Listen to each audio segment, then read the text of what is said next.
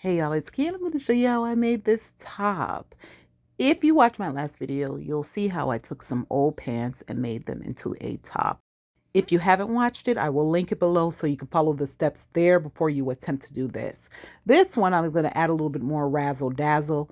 So I got a whole bunch of paint, some paint brushes, some textile medium, and glitter, and like white paint for sure we'll need. You will need 2 pairs of jeans for this project. So I started this whole thing with just mixing 1 part medium, 1 part paint. You mix that up.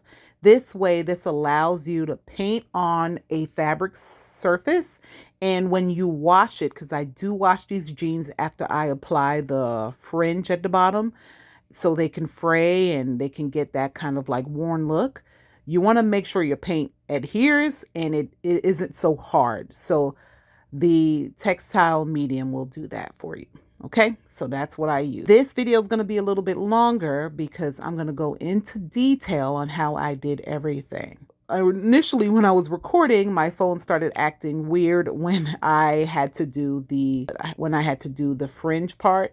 So you'll see when we get there what I had to do to just make sure you guys have some full details. So this is where I'm at. If you want to skip through the painting, that's okay, but I'm just making sure this is detail for you. So if you want the exact look, you know exactly what I did, which was get started with a white base and painted and did these little strips and then started adding my other colors. If you saw in the beginning, I have a hat. You've probably seen in other videos. It's a crochet like cap, scully cap, that I wear a lot because I love it. Well, I took some of the colors from that cap and chose because I wanted it whenever I wear it. You see my cap here, though whenever I wear it, it will match that cap because I just love the cap. And so I said, why not make this top match the cap? Because I love the color. I layered all these colors and yeah, I just kind of freestyle on this. I had no rhyme or reason. I just said, hey, I want some of these colors. I think this will look good. And then I went and added some little heart details in black. You don't have to do this, y'all. Really, it's not necessary. I don't think when I look back at the project, do I see these little details? No. But if you want to do that, you can. Really, just those pops of colors really do make a difference. And yeah, this was very fun. I'll have to say I just enjoyed this painting and just relaxing and watching a show. I added some glitter. So I got some Mod Podge. This is the glitter Mod Podge. You don't really need it to be glitter because that really didn't make a difference. But I layered the Mod Podge down with a thick paintbrush. Then I got some loose glitter and shook it on top of it and let it sit there for maybe a minute and then started patting it into it so it could get like a little sticky and layer, and you could see it just layers. So this is kind of what I did at first. And then I said, it's still a little empty. So I added some more paint. If you could see right by the belt buckle, I added more paint there just so I could have like more paint everywhere. And this is how it looks now. At this point, I said, oh, do I want to add some patches? So you could see those little hearts there, and I didn't end up keeping that. I didn't really like it. But I realized that the top was too long, so I needed to cut it. And the reason being is because we're going to add some of that fringe at the bottom, so I don't need this to be that long. So if you wanted a good spot, I would say the V part would be right over like your belly button. And I cut it so it was just at a good spot for me. You cut it where you want because all our measurements are different, right? So to make this easier, you try it on and then you measure it to see if it's long enough. In hindsight, I would have did this cutting part before I started painting, in hindsight. Now you get that pant leg that was left over and you cut it open and you're going to make strips, like little fringe strips. I initially kept it and didn't cut through the seam down there, the pant leg, but I end up cutting through it eventually because I didn't need to keep this in one long tassel. If you want to, you can, but I end up just cutting them in strips, and you'll see why when I sew it on the top. I didn't want it to be too bulky, but so that's all you have to do is you cut those pieces in strips. Okay, so we're at the next part. Forget you see that fringe at the bottom. Let me show you something else. So we're at the part that after we paint, we have this little piece, this little opening at the front that doesn't lay straight. So I snipped it a little bit so one side of it can lay on top of the other side like that, right? So it's just like one piece is layering on the top of it so it can lay flat. And we're going to just pin that down. And we do the exact same thing for the back. right? So it's going to be awkward. You'll know what I'm talking about. If you have questions, ask me in the comments, but you just take a little snip and you're going to pin it across like this. I'm going to show you an example. So you see how this is layered like that? You want it to lay flat. You would cut at that little angle and then flap it over. So then you can pin it down and sew it down just like that. I didn't show any other pant because again, my camera was acting crazy. And at that point I couldn't show you. So I'm sewing it down now, y'all. So you just sew it down, you follow it, and you can hand stitch this if you don't have a sewing machine, but you just sew that little flap down over the denim itself, so that way it lays flat, because it'll end up being like pokey and awkward and you don't want that. So just do this, don't skip this, because it'll make this look way more seamless if you do. So that's what I did. I sewed it down and so it's flat. See, now we're at that point that I sewed it down and it lays flat. So now we have it. It's not bulky, it's flat, and we just have this. So this is what it would look like. Now for your fringe, remember we cut those pieces. I didn't keep it all on one strip because since that hem was kind of thick, I said, you know what, let me just cut these in strips instead of like one long piece. And we're just gonna sew it one straight stitch all the way around. What I noticed is that I end up needing the 2 pant legs and some extra strips of denim. So if you have some extra strips of denim, this is where you would use it, because the 2 pant legs for my size wasn't enough. If you're smaller, it might be enough.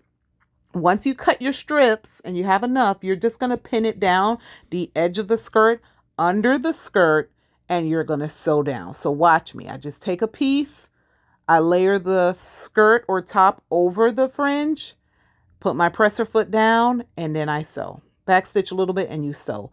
And then your next piece, you pin that down. It's under the top, and then you just sew. And you keep doing this one by one. You just sew across the whole thing until you have them all sewn down to that.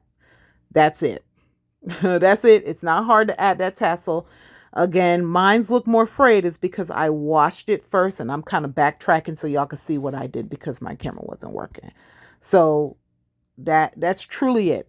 Once I did this, I painted and I added my fringe. Then I put this in a washing machine, cleaned it, and I got a more distressed look on my fringe. Okay? That's basically it. But because y'all have been so patient, I'm going to give you a little bonus and show you how I made the choker. I took the belt loop off of some old jeans I had. Again, this project, you'll need 2 pairs of jeans. So you'll get the belt loop from the other pair of jeans, and you're going to cut it off. So you're going to cut right under that stitch, and don't cut across the loop. You're going to cut that right off, and you just keep cutting until it's long enough for your neck. You don't have to cut the whole thing off, because unless you want to make multiple like I did, but all you need is something that's long enough to go around your neck. And that's what I did. I cut it off, and I wanted the loop detail, so that's what I did. So I cut those off as well. So here's what we do. You're going to sew down those loops again. Sorry, because my kid's walking by. You're going to stitch those, hand stitch it. You could sew it with the sewing machine, but I figured hand stitching would be better because I don't want the thread to show on the other side. So you just hand stitch, you in and out, needle and thread. That's it. Right? And then you just knot it at the end. I like to wrap the thread around the needle, then pull. So push it through and then loop and then pull. You do that, and then you get a little scissor, seam ripper, and snip it right off. That way it stays in place. Once you do that to the other side and make sure that's secure, you are good to go. You just tie a knot. The next part, what we're going to do is we're going to make sure it can stay on your neck by adding some hooks and some snaps. So you wrap this around your neck. You just measure it so you know where you actually want the hook to lie. And once you figure that out, you'll just mark, press it with your finger so that way you can start stitching this down. Place the hook at that spot, and you're going to stitch this down. Hand stitch it again. So get the hook part and find where you want it to be on the neck, where you want to hook at your neck, and you're going to hand stitch the hook part down. Once you do that, you tie a knot, make sure it's secure, and we're going to do the loop part. This is the part where you hook it on, right? Whatever the technical term is. I'm going to call it the loop part. We do the same thing. We stitch it down. I don't go straight through the fabric unless I know that that part won't be seen. So anytime I'm stitching, I don't go directly through the layers. But that's complete. I also added a little snap so it could be secure, just in case. So I did a little snap bubble so it could snap in place. I did the bottom and then I did the top half. So it's like a double layer of protection. I don't think it's needed, but I don't know. I just want to be extra secure. So that's what I did. And once you do that, you go around that a little bit, it's secure, and y'all, it's done. You get a cute little choker.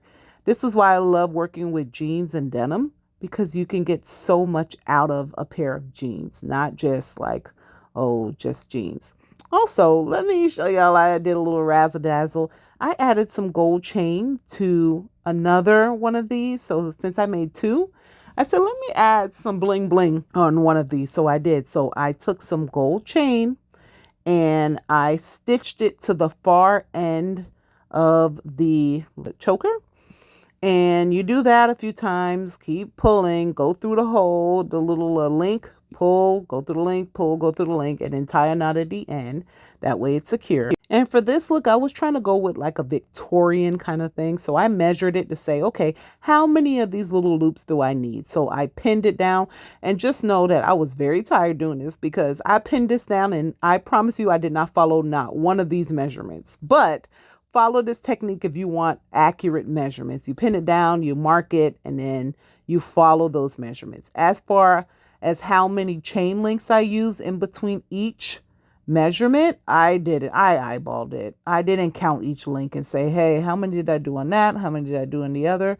I just stitched one end, pulled it to say, is that the same length? And then stop right there, grabbed one of the links to pull the thread through, and I did that again. So I pulled it through and made sure that was secure and did the exact same thing every like 3 inches or so.